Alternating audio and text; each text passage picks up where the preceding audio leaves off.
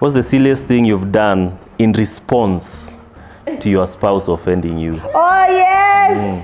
There is this time that I had decided, hey, for the love of my husband, I just want to accompany him to wherever he's going. He had a speaking engagement, and so I was like, very early in the morning. And so I was like, I am going to take him. I like in it. as much as the previous night we really had a heated argument, you know.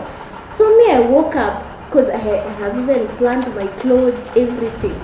I woke up and now I want to go and shower. And he was like, where do you think you're going? Do you know, I looked at him and was like, really? Really? I'm still hurting. And he was like, no, you go back to bed.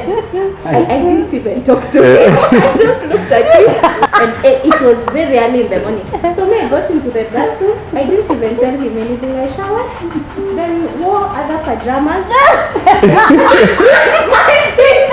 But I was like, really? Because of this thing? That was so petty. First day of marriage, it was around 7 p.m. Walked out, went. I was like, I'll give him 3 hours. Sitachukua simu yako, ukinipigia, you now worry, you call my mother, you call my father, you call your mother, has she come, has she called you? I wanted him to panic, you know. I was living in Kikuyu, so I went up before the Goto, walked around, evening, it's now buzzy, nice. Motura inaiva, I bought myself motura, I think also my ndicho. Waiting for time to go and waiting for his call. You think he calls? That just looked like. They think he calls. I was like, I just come and 30 minutes. 45 minutes I was back in the house and I brought him his motora, came and stuffed it in his mouth. And we started laughing about it because I found him washing dishes. I'm like, you can't even look for me, man. It's been 45 minutes, you don't know where I've gone. Probably to him it was not petty, but to You me choose it like, was petty. yeah. You know? It's mostly just pettiness. You are very pet sometimes. It's just pettiness.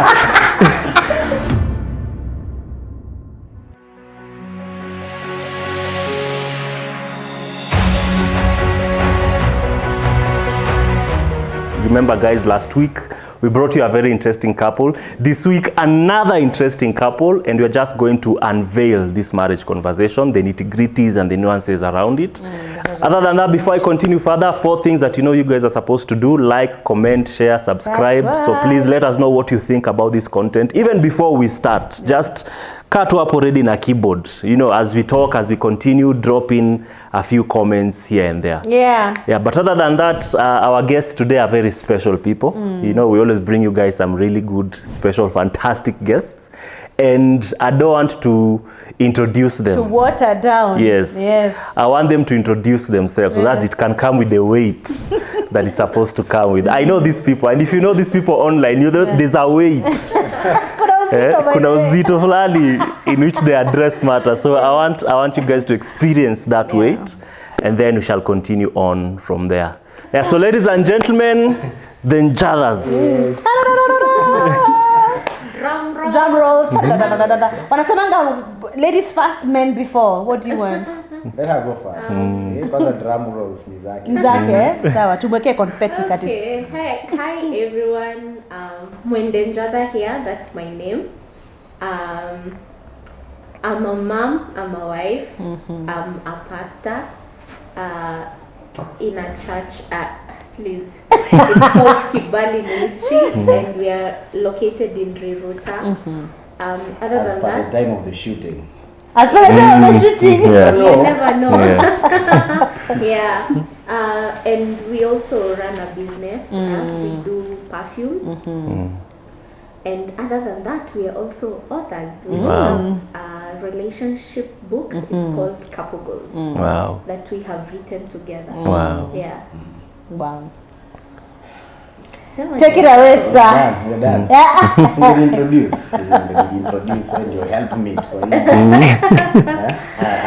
Njathas, and I'm a husband, a dad, and the lead and founding pastor Kibali Ministry. Yes.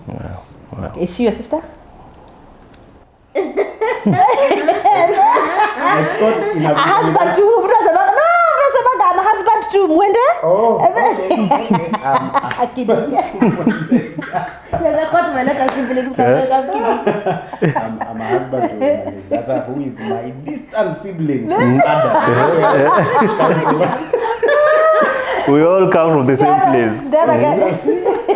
Anyway, this is my lovely wife. Yeah. Yes, and a mother to my children. Yeah. How many years have you been married? 7. 7 years. Yes. The other couple, the last episode, they said it's how David introduced Rose, like, she's my close relative. I'm like, wait, what? Are they going the other house? He's my close relative. But thank you so much for honoring the invite and being here to just have marriage conversation. I know you guys are also passionate about relationships and marriage. Sure. And even as believers, like, we set the record straight in as far as truth is concerned, like the blueprint that God gave us. There's a lot of misconception, deception that people are trying to, put outside there. Actually, this is what marriage is. The world is trying to define marriage. And I'm like, no. Also, as believers, let's be loud enough to say, you know what, this is what marriage is, according to the Bible, So, to start us off, Mr. Curtis, you can probably ask the first question. Yeah. So, 7 years is a long time to experience a lot of stuff. They've in been marriage. perfected. Been perfected, Yes. 7 So years probably perfection. what I would like to hear from each of you, hakuna cha kuongea on behalf, okay? What would you say are your highlights in the 7 years of marriage? Like, what is that one thing and you're like, wow, this was a really high point for us. Very memorable. Yeah. For me, I think through the years, our communication has really improved. It has become better. And so, one of my most favorite time together or moment is when we are sharing deep conversation. When we are getting personal, when each person is becoming personal and just revealing what is happening inside their heart. Like, those are usually my best moments. And mostly with time, I have come to see there's a sequence in how they happen.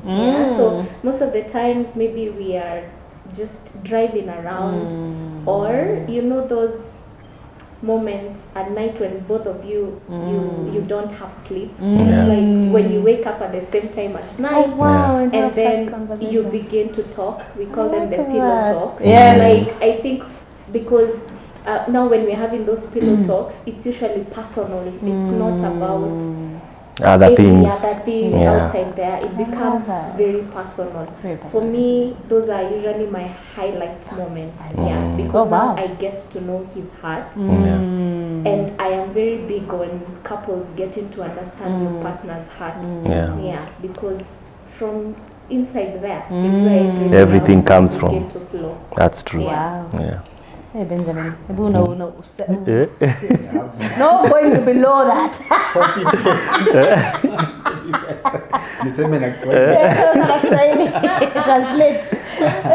So I think for me the highlights, I'll say highlights, is every moment of forgiveness.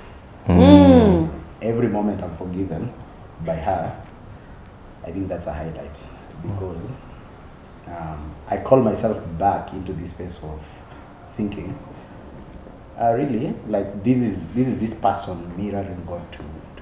Like, I can see God, I can see the grace of God, to me, and now that gives me an opportunity to be a better person. Also to think, like, if I really say that I love this person, I should be more intentional about what I'm doing to them, because this is the person I love. So hata ikiwa ni kama kosa kadogo sana I've done, all right, I go back to think, hey, do I really mean it that I love this person if I can do this to them? So those ones are usually highlights, because they really call me back to myself. Like, I really introspect on a lot. I like it. And now probably going to the next question, where now we're going out deep into the marriage conversation here. Talking about with you guys when you have the conversation around conflict. The concept of fighting fair, how to handle conflict in marriage. I like that you guys have mentioned how you, even for her, highlights moments is when you guys know one another personally, does you knowing your partner inform how you go about resolving conflict? You know, and how do you advise other people to go about handling conflict, fighting fair, you know? First of all, for those who are not married, is there conflicts? For those, do you fight if you love one another? Kuna vita? Conflict started from Genesis 3. The presence of sin definitely brings conflict. So we see conflict begin right from the point of the fall. So it's something that will always be with us because of who we are as people. So we are work in progress, as people want to put it. We're getting our minds renewed if you're from a Christian background.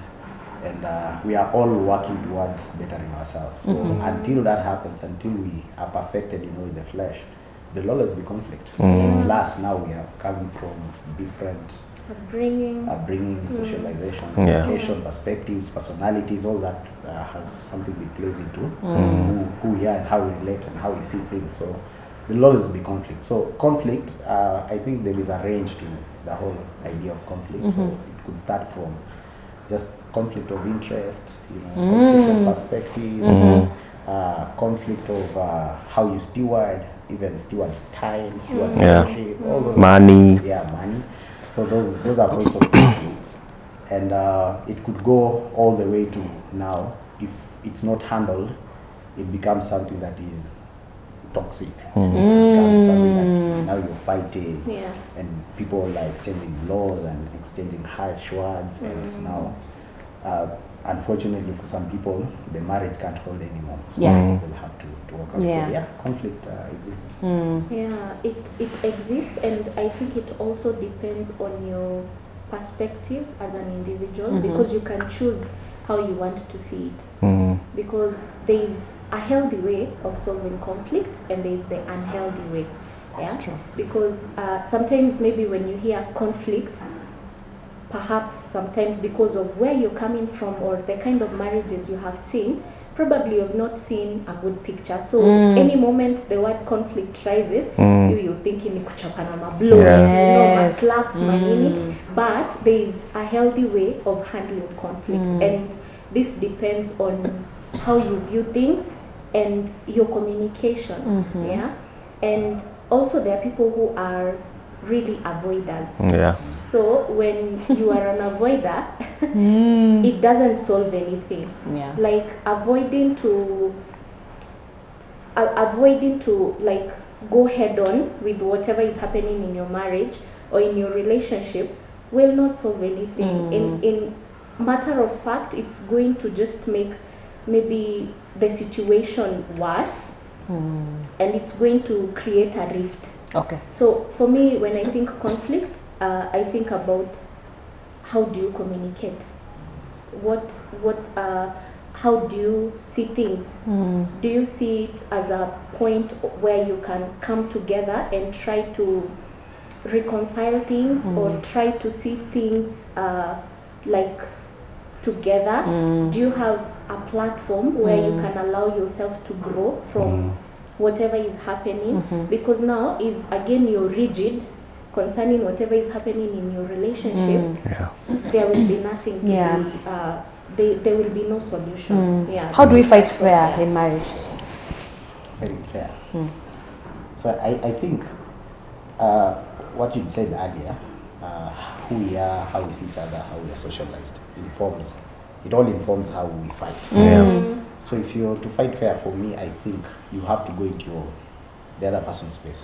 You have to really go into their space and put on their shoes. And see things the way they are seeing. So it's like also you asking yourself, what I take from love is, first of all, my personal way is, if I'm doing this person and I know she loves me, so that's the best line. I know she loves me, that's why we are together in the first place. So she might not be outrightly doing that for malice. Okay, so there is something else other than malice that is informing their decision. So mine is to find out what is it? Am I a contributor to that? And then I'll begin working from that. And then also factor in all these other things like, what's her personality like. So I don't want to bring a dog to a cat fight, in the sense that if she's if she's Wow. she's sanguine, I'll factor how sanguines Respond, respond to communication and to conflict and this whole thing. If she's flag, maybe she's totally laid back. Yeah. Kwa hivyo conflict kwake itakuwa passive aggressive. She just cuts off everything. And now I have to factor that when I'm bringing up this thing and to resolve the conflict. So I think fighting fair begins with knowing who this other person is, coming into their space, and also trying to speak their language. In as much as you want to keep everything objective. Hey, by the time you're thinking of knowing, I know sometimes conflict is just imekuja tu at the heat of the moment, you want to blast out. I think it takes a lot of self-control to actually wait, consider the other person and say, you know what, I know how you respond with some of these things, and then you come from that point, from that angle, like emotional intelligence. Emotional intelligence. And plus, I think this is something we're growing. Because the way we solve conflict right now is not the same how you way started out. we solved when we were dating. Something else. Somebody here used to walk away. Avoid us. Kuala Lumpur where kwacha tu hapo imehang. And always take his phone calls. That's no longer the way we do it. So I think it's growth, and the beauty of marriage is that if you're very intentional in growing, it's incremental. Like I'm not starting our conflict resolution journey from when we were dating. Like it's not a clean slate. It's a building upon. So what have we been learning? What have we been doing right? And then we build on that. So that's where the emotional intelligence comes in. Comes in. So it's a work in progress. Also, like something else that's big is creating boundaries, because now that will help you when your emotions are too high. You know? So, like for example, for us we had to set a few boundaries that are going to help us have a healthy kind of resolving the conflict. For example, like we don't call names, we don't bang doors, you don't walk away, you know, and that was informed from earlier, like what used to happen early on, and so now we had to sit down and formulate our own things that are going to help us, so that we may have a healthy kind of conflict resolution.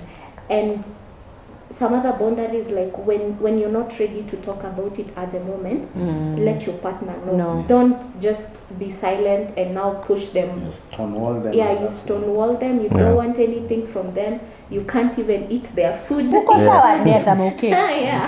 Mkilala hamtaki mwili zishikane.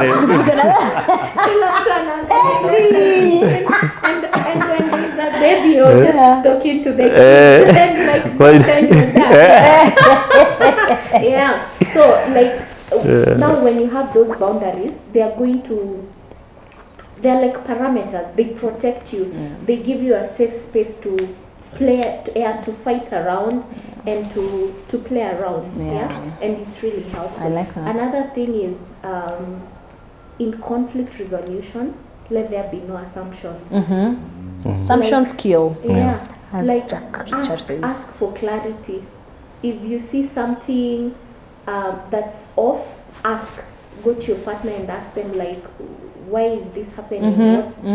What's going on with you? Let them explain to you, instead of just making up things in your mind and building monuments. And by the time your partner is getting out to explain to you, probably they were just tired. Like this, it has nothing to do with you. They were just tired. But you see, if you build those monuments, by the time your partner is now coming to explain themselves, you'll be like, what a waste of time, emotions, you know? And all those turmoils that go through you. Start saying, oh, I'm sorry, that's for me. I like calling them vain imaginations. You build a whole thing. Na hakuna. They are not there. I like that. So psychologists talk about this thing called the 7-year itch. They say that within the first 7 years, that's where a lot of divorces happen. You know, going forward, there are divorces that's happened, but nika inaenda ikipungua. a lot happened within this first 7 years. And I'm happy because you guys are 7 years married. So probably what I just want to find out is, do you have instances whereby conflict or resentment has stretched over a long period of time? So how do you sort out conflict that, you know, ulikasirika na mtu for a reason or another, you do want to talk about it, but it's not that you sorted it out. So it is just there kidogo kidogo. So how does it present itself in marriage? You know, how does unresolved conflict present itself in marriage over long? Such that if you're with a spouse, probably someone is watching, and all of a sudden your spouse is doing things and you're like, where is that coming from? You know, so how does it look like? I think as we have really not had Very prolonged. like very prolonged ones. But that thing that you said about 7 years is true. Like I think most marriages go through a lot of shakeups during that time. And I think we have also experienced our own fair share of stuff. But like the friendship that was there from the beginning, there is a period of time in our marriage, like we were holding on the friendship that we have. Wonderful foundation. Yeah, for sure. it was not at Love. those my feelings of love and all that.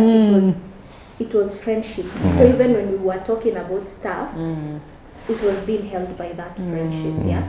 But to me, when you talk about unreconcilable differences, it looks like getting agitated by very little things. Yeah, petty things, not even like the major things, just petty things. Probably your partner, even by how they are sneezing or chewing, like you just get irritated. But it wasn't irritating you the first years. The truth of the matter is, like, that's not the issue. Yeah. There is something that you have not solved. Yeah. There is a deep-seated issue within you or within the two of you that has not been resolved. Yeah. And for me, this one, I have, and so I think when you begin to notice such things, or there's a certain level of, let me say, respect that you don't accord to your partner, there's definitely something. And it's time to introspect inside and see what is the root issue of this thing. Because now, these things that are coming up, they're just seeds. They're just like fruits that are being seen from the seed that is planted on the inside. So now it's time for you to introspect and become very intentional about it, to find out what is this thing that is really irritating me concerning my partner. Yeah, that is how I see it. I think how unresolved conflict presents itself in marriage. I could think about probably three things. So first is somebody is really like they're passive aggressive. There's something pent up in them, a negative emotion, but they don't want to talk about it. So they're just cutting around the issue, like there's nothing wrong, but you can see it clearly. Something is up because they're not connecting the way you used to. They are not really upfront. They're not excited about what used to excite them, and so that's one of the ways. So it's I think it's important. It's respectful enough. Rather the person to be respectful enough to open up, just to come clean with the whole issue about what is happening in them. The other thing, how it presents itself, is when like there is a third party. So it's like a triangulation kind of thing. So the only way you get to them is through this other party. Yes, perfect. So it's maybe a child. It's maybe a friend, a sibling, ambia nani. Ambia baba yako. Go tell your dad XYZ. So I think that's a sign that there is something unresolved, and it's very manipulated, because instead of this person becoming upfront and going to this other person's space or to the middle ground that probably people have created to solve such things, you are manipulating them. You want them to come to you you know, like you want them to come to you, yet you're not there. You're not being forthright with Yes, them. you're not being forthright. The other thing is outright, you know, stonewall, where this person I've is blocked like him. non-existent, you know, so you'd rather, you don't know what, you'd rather call the caretaker to open the Maybe like your pride has flickered there. Like katika afungule mlango, I cannot call the person, you know. chupa ya oil. Yeah. You'd rather call your auntie from Kitengela to Kikuyu. Because you've cut them out. Kabisa. Kabisa. Don't want any kind of, you know, engagement. Yeah. Now, when it has come to that, separation is on the way and probably divorce. Yeah. So I think there is nothing that is for me. I think that, you know, from my experience in 7 years, there's nothing that is too big, because what the Bible calls us is to be imitators of God, and the way we are called to imitate God the most is in forgiveness. Yeah. That's what it says in Ephesians 5. Be imitators of God as their children, forgiving one another. So the only way, you know, sometimes you are thinking manifestation of sons is when there is great power, Exploits and all that. It's actually in the character of God. Yeah. That's true. Being gracious, being forgiving, being loving. Says that if we love those who hate us and, you know, despitefully use us, we become like our Father, which is in heaven. So hard. 5, which is the most difficult kind of thing, except by His grace. Yeah. So that's how it will look to me. It's just getting away from our own selfishness and considering the other person, factoring that this other person also is a person that needs to be engaged. They have their own flaws, they have their own emotions that probably we should think and consider. Yeah.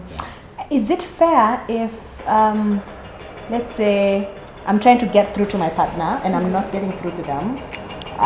Is it fair for me to come, let's say, to you and tell you, you know what, I'm really trying to get through to Curtis and I'm not really having a breakthrough? He does not know that I've come to sought your help, that you can also, I don't know, should he know I'm going to Benjamin? You know, passive Benja, I need you to help me with Curtis here. Do you think it's a fair, because I'm actually fighting for my marriage here. I'm not getting through to him. Help me, or go talk to him as a man and find out. Or I know some people, when you do that, they're like, you went behind my back to expose our marriage, you know. So is it fair? Personally, I think it's, I would not really ask for her consent.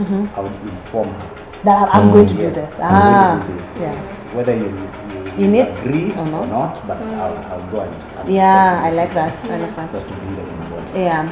Plus, I think as a couple, you should have like a particular couple that you go to, not just anyone that you think about. That now I want to go and report my husband to just anyone, and now you go tell your husband, I'm going to so and so say this. I think it should be known to it should be known to both of you that this is the channel, this is where we go to. We agreed to this. Yes. So that even when you inform him, it's not a surprise to him. Like he will just be knowing. Okay, that's fine. Our marriage is safe with this couple. Also, you know, your partner feels safe to that you're going there. Yeah. Is there anything like irreconcilable differences in a marriage? And does it exist first of all? Like hii tumeamua for sure tutaipatana. Wewe unapenda mala yako na ugali imechanganishwa, wewe unapenda yako kwa glass na nini hii tumeamua tu, will never agree on this one. So are you saying irreconcilable differences in light of things that we've done against, like atrocities we've committed against our partners? Yes. Or preferences? There's also that. Let's go both ways. Because kuna people who are very petty when it comes to preferences. They're like, you know what? You just ask me about it. And now the moment you start using such words, when you irritate by what you're saying, petty, how you're chewing, how you're snoring, you start things that used to be cute are now annoying, you know. And they're like, she doesn't snore, man, I don't know snoring. No, you start seeing them as a bad thing before, you know. So do they, for those of atrocities and just the petty ones, man, and how to coexist with one another and that's the so without I disrespecting feel generally generally, as a Christian, because I'm first a Christian before. Exactly. That's where the principles come from. Yeah. So reconcilable differences, even unforgiveness masquerading there. Mm-hmm. So unforgiveness usually masquerades as irreconcilable differences. So I, from my experience in marriage, don't think that there is anything a couple cannot forgive one another for. But that does not necessarily mean that they might keep staying together. Okay. You could forgive and actually move on. Ooh. Or forgive and actually stay and it works. Oh wow. Because Okay. there are things that have grounds for moving on. But you moving on, you don't have to go with the baggage of and for I I'm still talking about my ex-husband or wife, they did this to me. Yes, you have the leeway to be able like to the contract is not legally binding anymore, and even like spiritually, but you going forward, like you're totally free. You're not held back by that. So I would look at it that way, and sister ingine ya pettiness from a very personal human point of view. I think I'm able to, if this thing enyewe imekata to change, Kwanza. I think I'll just I'll seed ground. I'll just seed ground. Like if it's not a principle thing, you know, it's not around principle in regard to marriage and in regard to Christianity or even parenting. That one I can just let go. Like if you're squeezing, you know, there are guys who are making squeezers for toothpaste.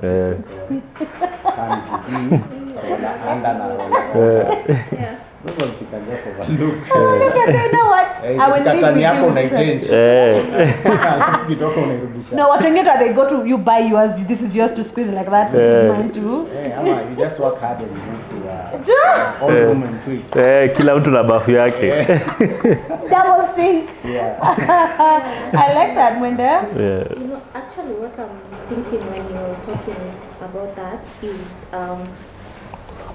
like in marriage, really, the ground for divorce, even in the Bible, it's, I know people like keep on saying infidelity, but really, the core is usually the hardness of the heart. So I feel like these irreconcilable differences, they come when there is a hard heart. So if your heart is malleable, it's easy for you to forgive, or it's easy even for you to like just consider stuff and know that where this person is coming from.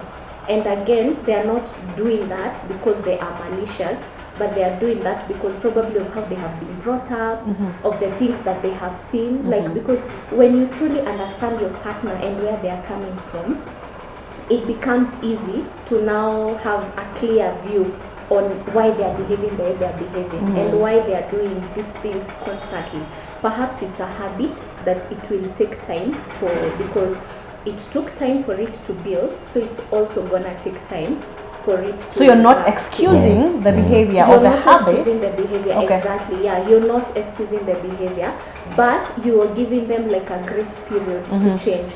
And you are actually saying your partner is actually making an effort. To yes, if they're making the effort to change. Something that they are working towards it. It's not, you're not just saying, give me time, but you're not doing anything about it. You're exactly doing, you're repeating the same thing over and over again. So give me time. Exactly, give me time. Tomorrow you're out and about, you know, and I think people can use that as an escapist thing.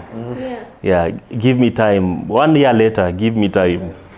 So the grace run is over. Has to be there has some to be point at some point, Yes, and the objectivity that you're talking about, and also steps towards achieving that.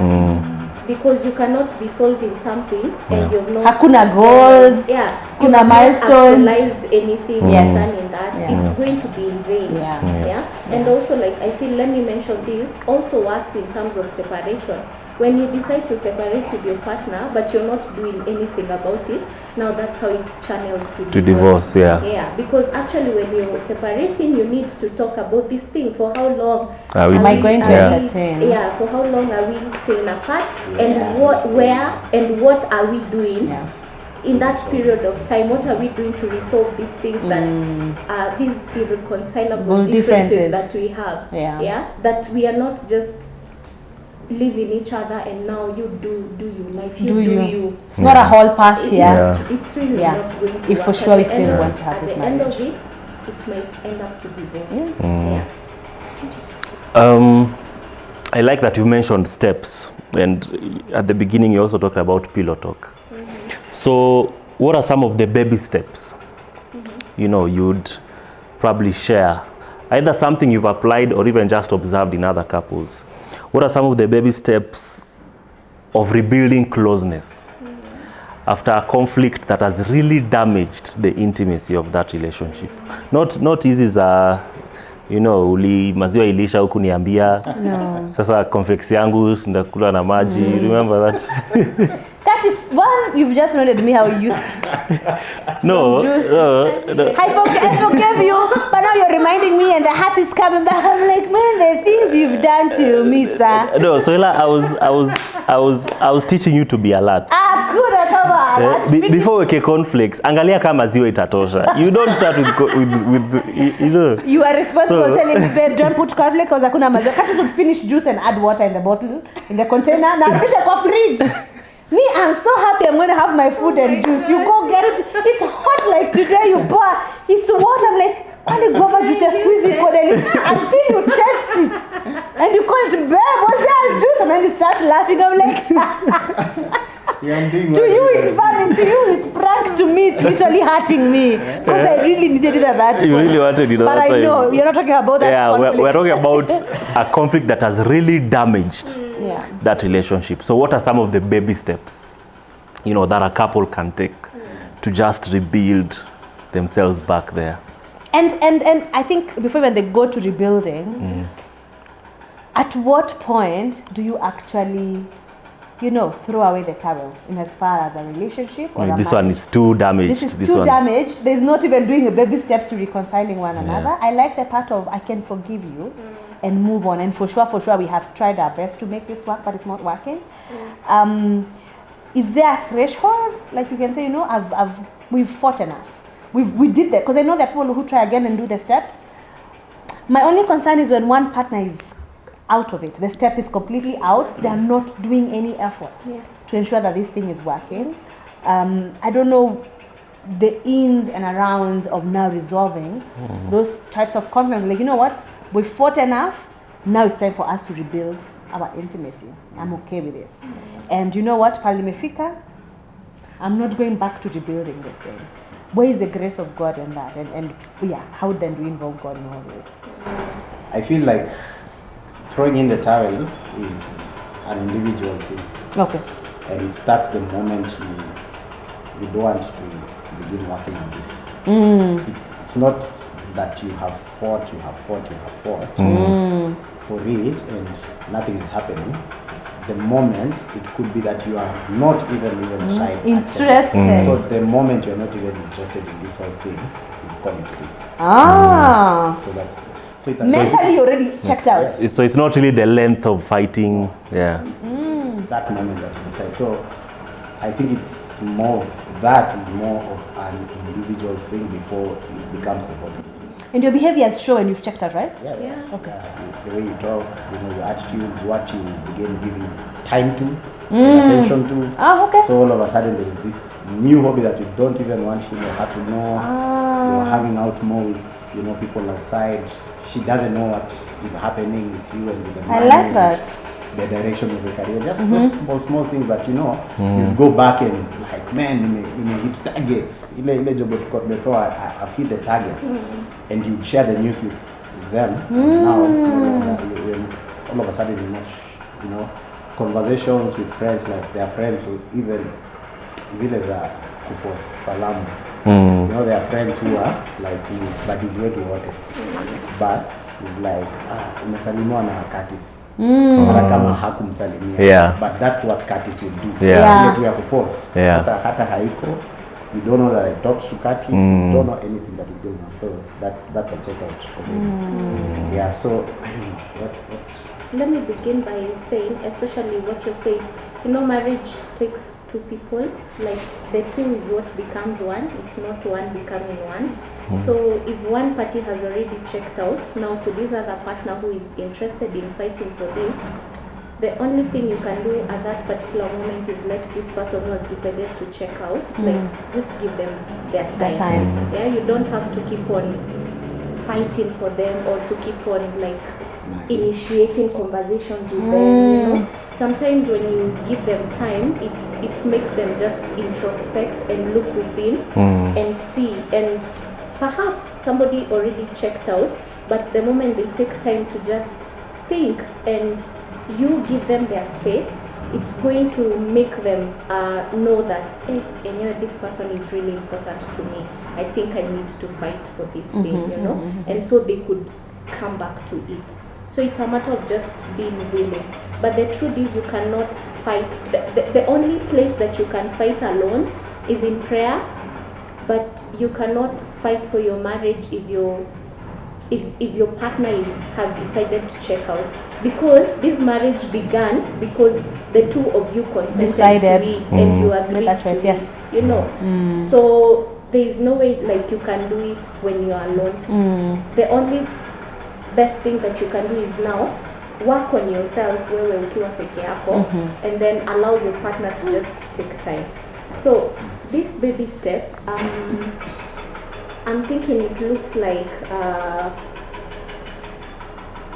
initiating just minor conversations. It doesn't have to be, it really doesn't have to be the hard stuff or major things. It's like you're starting to date again. But I feel even before the conversation, the very first step is, are you with me? Tuko pamoja hapa. Come back home. Like, can we work on this? Are you willing to talk about it? Should we see a therapist? Should we go see our pastor? Should we open up to our best couple? You know, how are we going to look at the whole? Are we staying together even?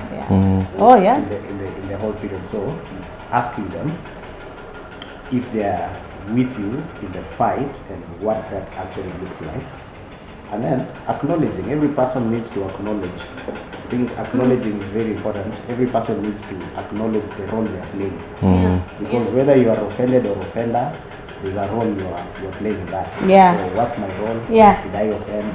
Am I the offended? Do I recognize the other person as the offended, or do I think that they are just being dramatic? They're overreacting. They're overreacting to things. So I think that acknowledging is so very important. And now, depending on the scale of the thing, the direction of either you're going for a therapist or you're dealing with it between the two of you is very also important. If you're going to see a spiritual leader, there are some spiritual leaders who will offer, you know, counsel and therapy in that wise. Are they professional enough to handle that? So you really need to consider. It's not just many things. You know, these soulish things. They are not spiritual per se. They are more informational. That's how I look at it. Like if somebody would come to me and tell me, I feel like I have a soul tie, the first response for me is not to lay hands on them. No, it's to take them through an information journey to find out like what is it that probably you say to one another, or what is it that informs your soul to go that direction, because the soul is a very informational entity. So we need also to know that the solution that we will approach is purely informational. What do we need to hear? What do we need to begin to think about this thing and about one another? All right. Now, also, that leads me to say that you have to decide to isolate the difference from the two of you. Okay. So it's the two of you, if they are in with you in it, the two of you are fighting against this thing. Yeah. So you're ganging up against the thing, isolate it, put it aside, look at it, and then find the best approach towards it. I think when you start there, that now would inform how you go in the future. I want to throw it back to Curtis, but before that, when we say, we have this conversation a number of times that finances, sex, or intimacy, because YouTube has a way of, so finances, intimacy, what else, work tend to be sources of conflict. Is it these things that cause the conflict, or honestly, is it the relationship or the stature of our hearts in as far as these things are concerned? And then when it comes to isolating the problem, how does that look like when you are now having this fighting fair stuff, you know? I think like those things that you have mentioned, work, finances, like that parenting, that's not the real issue. Those things are neutral. They are neutral. It's you as an individual who has an issue with it. And so if again we go back to perspectives and how you have seen all these things play from your childhood, your bringing, your environment, and all these things. Hey, Couple of right there. That one is so big. And the kind of information again that you are receiving, you're taking in, that's what really brings the issue of the matter. So, what was the question? Are they yes? Yes, are they? Or is it our hearts? Or is it our hearts? Yes, I think it's our hearts are the problem, because there are people who don't have finances, don't have money. But they're okay. There are people with a lot of money. And they're okay also. Okay. And then there are those who don't have money and they're always fighting about the money they don't have. And people who have a lot of money. Always fighting about the money they have. Yes. So it's the person, it's what you are bringing to the whole thing. And now, how do you isolate it? Is identify how is this thing affecting our relationship. Because if let's say it's money, probably there is no transparency. Okay, yes. That's the thing about money. Yes, it's a thing about the thing. So it's probably transparency, or you are spending too much. Like for instance, let me give you an example of one conflict we had very early on in our marriage. When we were really spread thin. Really thinner than dust. We didn't have, so we were like really planning for every coin. Like a luxury. I tell you. You talk about disposable income. Hakuna kitu disposable hapa. So my babe here, she's a spender. Her money personality. She's a spender, and she's a sanguine. So she will buy anything for the reason that it just looks cute. I have to have it. Akipata hii.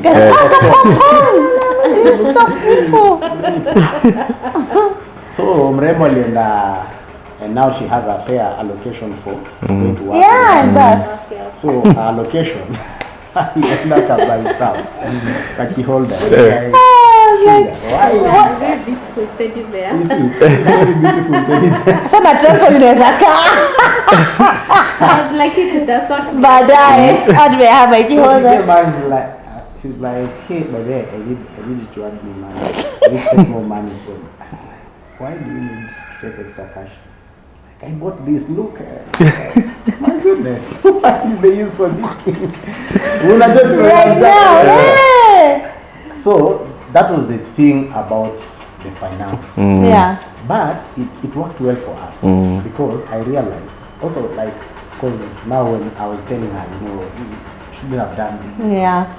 And it was an opportunity for God to reach my heart. It's like, do you really trust me concerning your finances? Unasemanga tu hapa, God is our provider.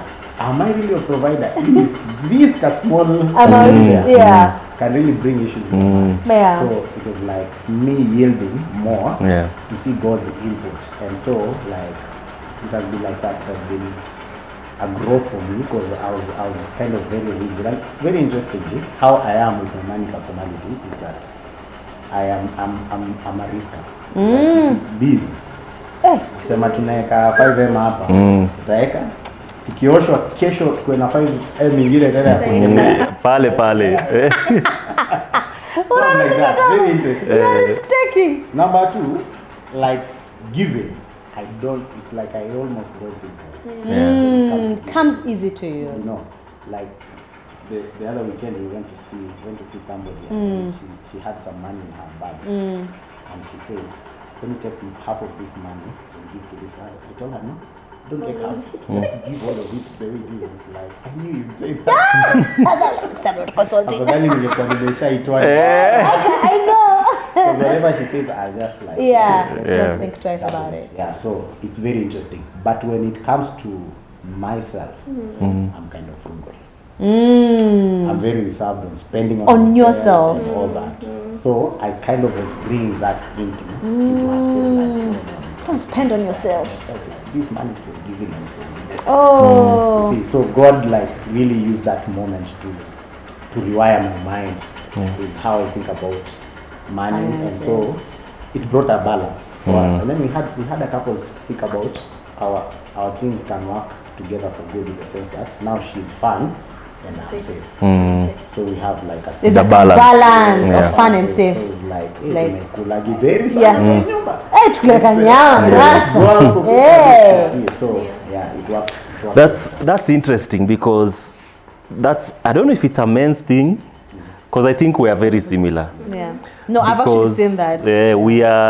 You've reminded me of a story. Early year 1 in our marriage. So, tumefanya budget. Soila, here's the budget money, go do shopping. So I come from work the next day and then I see this very nice carpet. It was a small carpet, like it was a stretch. A bathroom carpet. I'm like, hey, this carpet is nice. Then I'm like, bathroom cover, hii pesa imetoka wapi? And so is like, yeah, so the shopping money. I'm like, come on. You know, but same thing. I think I started realizing I'm very rigid with us. You know, like, kama ni kitu ya huko nje, kama ni business, you know, if it's saving, kama italeta returns, I'd rather we have money in the bank, but we are eating ugali, you know, but kuna kitu, you know, in case of a rainy day, you know, emergencies happen. And it's same thing. I think now also God was addressing that. Okay, so you think that because you've saved, now if something happens now, your hope is not in God, it's in this money you've saved, you know. So I think it was also the same thing. Because I think Soila and when they are very alike, you know. So we've also balanced each other out really well. I feel guilty. In fact, I was asking some of my boys, this December we went somewhere and I was like, you know what? I've seen a shoe I like, I bought. I saw a jeans I like, I bought. I saw a jacket, I bought. I felt guilty. I was like, how can I just buy myself things like this? You know, I've not bought for her, I've not bought things for the kids. So I was asking my friends, do you guys feel guilty spoiling yourself? And they were like, yeah. So I don't know if it's a men's thing. It's a men's thing because you know, of our position now where in leadership and, you know, you're offering security. That's your security instinct just kicking in. Because you want to make sure, in case they would need anything that makes for their survival, it's there. Final question, before you ask final question. Does conflict look different when kids are involved? Because now, for example, experienced whereby we are together, like there's no more reconciling on this matter, but we will stick together for the what? For the children. You've had that. People actually holding a marriage for the children, and then they are gone, there's nothing else to hold on to. You know, does conflict present itself differently when we have children, that you actually forgive, but forgive for the sake of saying I've forgiven you, but I'm still carrying you because I don't want us to go apart. Literally, we have 2-year-olds and 3-year-olds in our house. So together apart, you start thinking as a single woman, you know, how am I going? I start following the guy to provide school fees, court cases here and there, you know, do you think, okay, I know, not even as believers here, like generally, because marriage and conflict affects Everyone. everybody, whether you are a believer or not. If you don't follow the principles, I'm sorry, there's gonna be a curse. If you follow the principles, for sure, there are blessings to following some of these principles that have put in place. So does it look different for when kids are around and when children are not around? But I really like the aspect of forgiveness. Whether kids are there or not, forgiveness has its own rewards. Yeah. I put kids in the same category with strangers when it comes to marriage. Okay. In the sense that, you know, a lot of people make decisions for people outside, like our neighbors, Watasema nini? our schoolmates. It's the same thing when we bring in Children. to inform our decisions, whether to stick together or not. Because these are people who we have been given to steward, and they are a blessing, but they don't define the marriage. Okay. See, the marriage is complete. An entity by itself Yes, without them. So the only thing we do is to give them a healthy marriage. That's the best gift to our children. Yeah. Is to give them a healthy marriage, because then they have a space where they can become the best that God intended for them to become. But now, if you're keeping a toxic marriage, Yeah, is it possible For to children. mask your differences for the children? that's going to It's hurt not Everyone. helpful. It's not Yeah. helpful. Yeah. So you, even to the kids, you know, you'll be using them as a tool and as a coping mechanism. Scapegoat Yes, too, their yeah. coping mechanism. Oh, it's for the children. Oh, you know, I love you. Your daddy is a monster, but Yeah. And you start. Yeah, small things. Yes. Yeah, So they small become- comments. You see, and we find that it goes to, and you know, it can go to the extreme of even incest, where yes, people like are emotionally dependent, even if it doesn't get to sex Yeah. or to intimacy. Yeah. Ugly. It gets to a place where a parent God. is emotionally dependent on the child. And that's basically that same category. Yeah. Wow. So I I've think been whistled. we should make decisions exclusively separate of all these things, separate of neighbor, parent, pastor, church, all these things. Yes, and just make objective decisions concerning that. Well. And it's more helpful when your kids see you solving conflict, because you're setting them up. This is how we view our kids, as we are setting them up for leadership in the future. Yeah. So you trying to masquerade and pretend that everything is fine, it's going to like put them back when they get into the society and now begin to see these things, because conflict not only happens in a marriage, it happens even at their workspaces, school, all these other places. So you pretending that everything it's okay. Rose in our home. And what we most people don't know is that these kids are actually smarter. Yeah. They could be pretending, and you think that they know nothing. They have They discerned. can see. They are capturing they can everything. see the cracks that are there, and it's going to affect them in the future.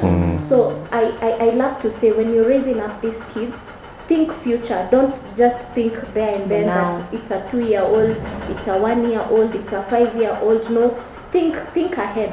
Think that these are the leaders that are going outside there, and part of stewardship is also bringing them up in a way that they are going to thrive in the society.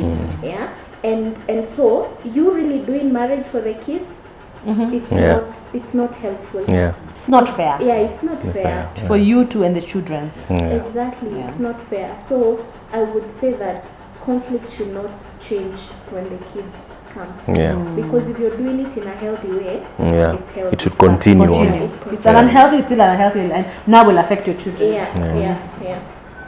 What's the silliest thing you've done in response to your spouse offending you? Oh yes. Me, I have, as you think, I have banged the. Is that silly, really? I have banged. No, is that, yeah, it is.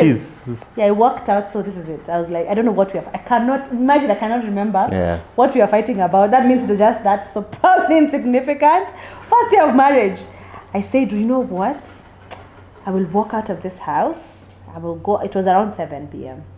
walked out, went. I was like, I'll give him 3 hours. Sitachukua simu yako, ukinipigia, you now worry, you call my mother, you call my father, you call your mother, has she come, has she called you? I wanted him to panic, you know. I was living in Kikuyu, so I went up before the Ogoto, walked around, evening, it's now buzzy, nice. Motura inaiva, I bought myself motura, I think also my ndicho. Waiting for time to go and waiting for his call. You think he called? That just looked like. You think he called? I was like, I just come and 30 minutes, 45 minutes I was back in the house and I brought him his motura, came and stuffed it in his mouth. And we started laughing about it because I found him washing dishes. I'm like, you can't even look for me, man. It's been 45 minutes. You don't know where I've gone. You've not sent me out. Where have you gone? I was just like, wow. You know, meanwhile, I was thinking, I was like, yeah, Yani God, I'm going to be those people who the wife walked out of. That's what I was thinking. Yani ndako wale bibi alitoka nje in the middle of the night na akaenda, and then she just walked in. But another thing, I think, babe, your dramas are the best. I know. So there's a time another conflict, we were sleeping. So tumeenda kulala, I don't know what happened. Akajam, akasema hata silali kwa hii bed. Kaenda kulala sitting room. See, those mosquitoes showed her. I was back in that bed. Alikulwa, nilisikia tu siku. She just came in and snuck back to bed. In the morning, I'm like, oh, you're back. Curtis and my husband like It's like we wanted to. I think it's just there needs to be, you know what? Oh, sorry, come back to the house. Oh no, why are you sleeping on the couch, man? I'm sorry, come back. It's a na sasa ndio umekosa tu dhambi, umefanya tu dhambi hapo. You're the one who's offending the other. Man. Those are actually silly things that I've done.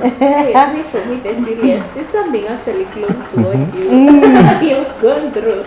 But I remember we had conflict, and we were arguing about something. I really can't remember what that was, and I really got mad, and I also walked out of our room. And I went to the next bedroom. Wow, the next bedroom. You're like, I can't. I still have to be a bed. I went to the bed and I slept. But I was going there thinking that he's going to follow you and come and say, oh, baby, oh, sugar. For me. And he slept. Honestly, I didn't even get sleep, but I was just waiting to hear if I'm going to hear the door. I didn't even lock the door. The guy slept. He didn't come to look for me. In the middle of the night, I think it was around 4. I just woke up because now I was like, he's not coming. Yes, you can't. You never sleep well without your spouse on the bed. Yeah, you used to then being So I just when I got back into a room, I found the guy is asleep. You would really? I looked at him and was like, "Are you for real?" It's the first time in a marriage I was sleeping with our window open. Oh, really? It's the way I've But slept. it's cool. Since I can remember, just the wind coming in and all that. So I was like, wow. She has decided to give me that Freedom. Watilia. Moonlight. Sleeping under the stars. Yeah. Wow. Probably to him it was not petty, but to You me choose I thought like, it was petty. yeah. You know, because kwanza this one is so recent. Yeah. It's so recent, and we are at a point of our marriage where, like, okay, for me, I've made a decision that if we are arguing about outside things, it's not going to stop me from doing what I had planned. You know, it's not. If I had planned to go out with him, it will not stop. Wow, you should go with that. Because the issue is not between us. It's not between us. It's maybe something on another the outside. experience. So there is this time that I had decided, hey, for the love of my husband, I just want to accompany him to wherever he's going. He had a speaking engagement, and so I was like, very early in the morning, and so I was like, I am going to take him. I like in as much as the previous night we really had a argument, you know. So me, I woke up because I have even planned my clothes, everything. I woke up and now I want to go and shower. Yeah. And he was like, where do you think you're going? Do you know, I looked at him and was like, really? I'm still hurting you. And he was like, no, you go back to bed. I didn't even talk to him. I just looked at him, got into the bathroom. I didn't follow him, but I had planned to shower and just wear my clothes and it was very early in the morning. So when I got into the bathroom, I didn't even tell him anything. I showered, then wore other pajamas. But I was like, really? Because of this thing? The offender here. He was the offender. I think I was like, I'm going for a speaking engagement. Where is this sinner? So that was so petty. I'm not going with that sinner. I was not even apologizing. Oh wow, that is I love it. Yeah. I think That was silly. I think I just thought I should have gone with her 20 and then we do breakfast. Yes, and things would have just been resolved. I think I've remembered.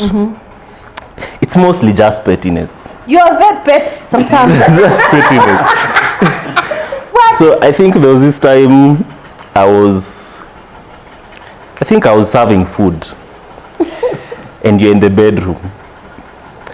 Na nikajua ukisikia nimeasha microwave utaniambia nikuwekea na mimi sitaki kukuwekea because I'm pissed.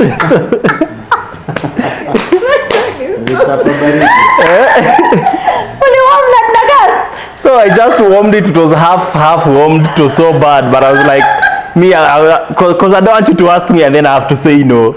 So I'm like, she will not even know I'm eating. So I just shout from the bedroom. Put for me food. Are you putting food? So it's just one of those things, you know.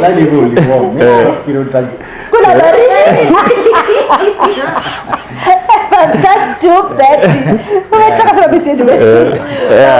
That's wonderful. Yeah, so thanks a lot guys for coming. I hope you guys enjoyed that conversation. I definitely did. Learned a lot as well. Yeah. And you know, for me, I usually have the privilege of listening, being part of the conversation. That's the best part. And then as I'm editing, I'm part of the conversation again. So I'm going to enjoy this again. But you guys even have it better. You can come and watch this video over and over and over, you know. So I hope you guys enjoyed it. The 4 magic things: like, share, comment, subscribe. Let me know what you think about this conversation. You guys mentioned that you have a book. Yes. Where can people get this book in case they want to get their hands? So the book is mostly for single people. Setting yourself up for relationships that work. It's called Couple Bonds. Even I think newlyweds can also do. Yeah. So you can reach us on our socials, which is on Instagram, Njathas, or Benjamin Njathas. On Facebook, you can get us on Merge, MERGE, Merge. Yeah, you can talk to us there, and we can make arrangements on how you're gonna get the book. All right. Yeah, fantastic. So I guess it's a wrap. It's a wrap. Again, like. Wait. There's something special you do to your guests. You do it. Oh yes. We give you flowers. Oh. To spice up your marriage. Please stand. No, don't stand. Don't stand. It's fine. It's for the both of you. Thank you so much for honoring our invite. Thank you. They're wonderful, delicate petals to show how marriage is a bit delicate, but again very strong. You know, and a beautiful thing. Thank you. An aroma, has an amazing smell. You know. And the couple. So this selection, it appears minimalistic, but it will fill your entire house. That's why inauzwa hivyo kidogo, because it's very potent. I hope I'm right. I hope you're right. I hope I'm right. Definitely. But it's just to appreciate you and to honor you for sharing your wisdom with our followers, the people who come here to watch. So also go to their platform and get to hear a lot more stuff. Enda Benjamin akuchape na truth, tashangaa. Enda Mwende akuchape na truth as well. So thank you so much, and this is the time whereby we say cheers. Thank you.